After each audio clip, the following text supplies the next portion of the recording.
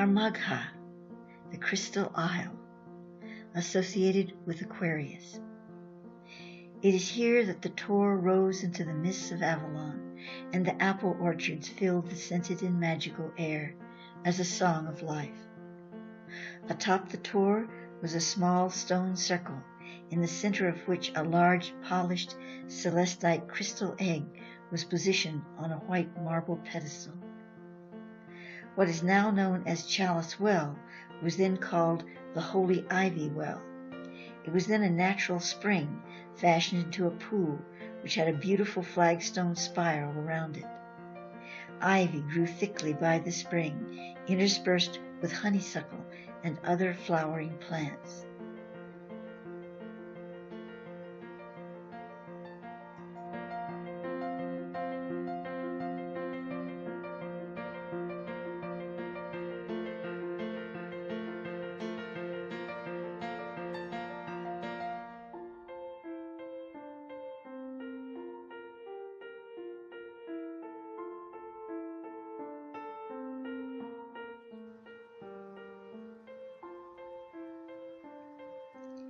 Here in Armagha was found the heart of Avalon.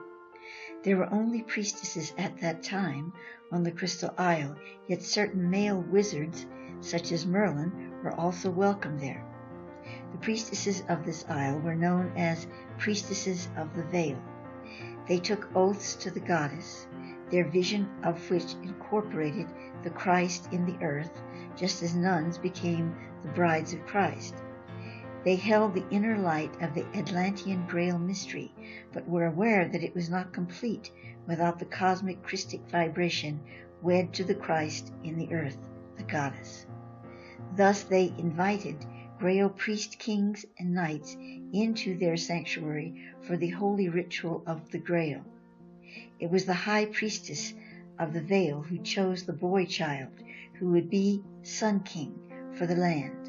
Oftentimes he never came to true rule, as those in the real-time world who sought power through the control of the throne often exiled or murdered them. Thus the legend of the sacrificed Sun King began. Many centuries later, the common people chose to make their own sacrifice of the Sun King in order to protect the fecundity of the land, but this was a practice that developed through a misunderstanding of divine principle and superstition, and thus was a terrible distortion of the higher principles which had once reigned.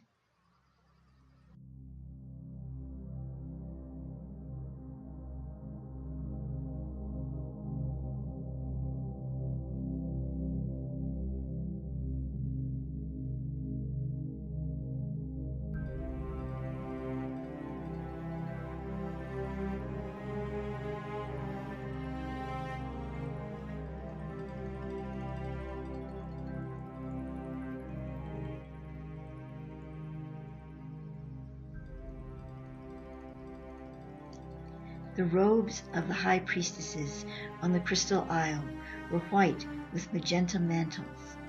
The high priestess wore white with a gold brocade mantle.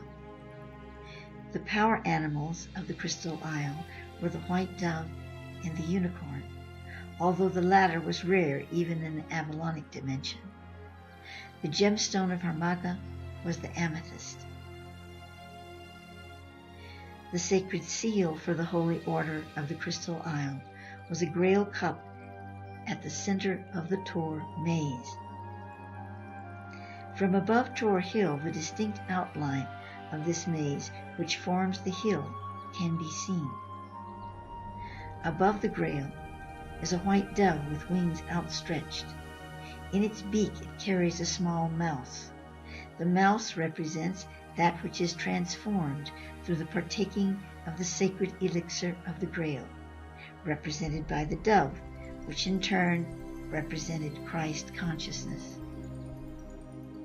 The cup is golden, the lines that form the maze are silver.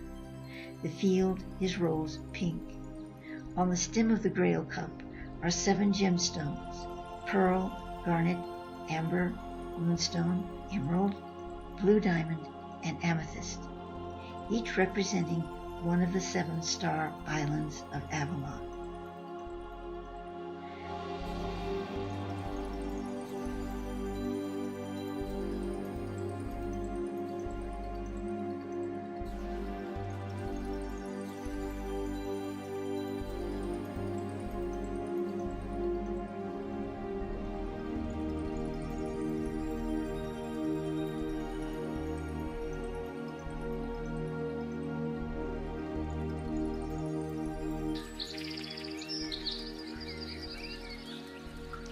The Grail Chapel is Chapel of the Lady, and also it was called the Way of the Grail Harvest.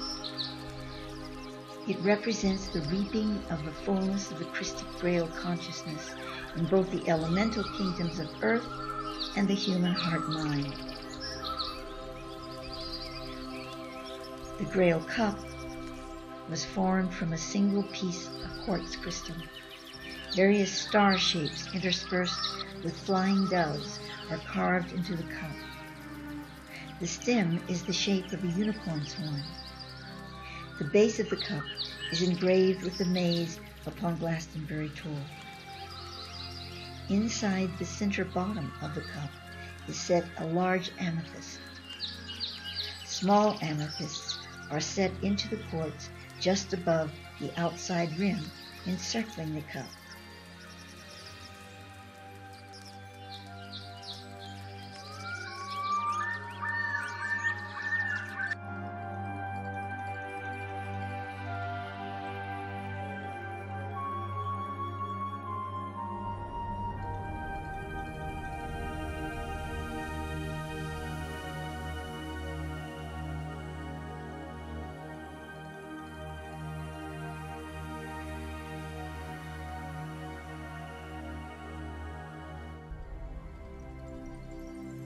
The crystal isle exemplifies to us the heart and soul of the kingdom, that kingdom within, and that, of course, would be within the heart.